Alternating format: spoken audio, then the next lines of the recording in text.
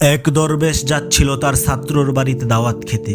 পথিমধ্যে একটি নদী পড়লো। তখন দরবেশ বলল, কি ব্যাপার, ঘাটে কোনো নৌকা দেখছি না, নদী পার হব কিভাবে? তখন ছাত্র বলল, হুজুর, নদী পার হওয়ার জন্য কোনো নৌকা প্রয়োজন আছে নাকি? ছাত্রটির এই কথা শুনে দরবেশ বলল, কি আজে বাজে কথা বলো, নদী পার হতে নৌকা লাগবে না তো কি লাগবে? তখন ছাত্র বলল, হুজুর, অনেক দিন আগে আপনি বলেছিলেন কেউ যদি বিপদের মুহূর্তে আল্লাহর উপর ভরসা নিয়ে পানির উপর দিয়ে হেঁটে যেতে চায় তাও সে পারবে। এখন দরবেশ বলল, আরে বোকা, ওইটা তো কথার কথা বলেছিলাম, বাস্তবে কি এটা সম্ভব নাকি? তখন ছাত্রটি বলল, হুজুর, কেন সম্ভব হবে না? আপনি যেই দিন থেকে এই কথা বলেছিলেন তারপর থেকে প্রত্যেক দিন আমি আল্লাহর উপর বিশ্বাস নিয়ে বিসমিল্লাহ বলে এই পানির উপর দিয়ে হেঁটে হেঁটে নদী পার হয়ে বাড়িতে যাই। ছাত্রের এই কথা শুনে দরবেশ বলল, বাটপার, মিথ্যা কথা বলার জায়গা পাও না, পারলে দেখাও তো দেখি। তখন ছাত্রটি বিসমিল্লাহ বলে পানির উপর দিয়ে হেঁটে হেঁটে নদী পার হয়ে চলে গেল।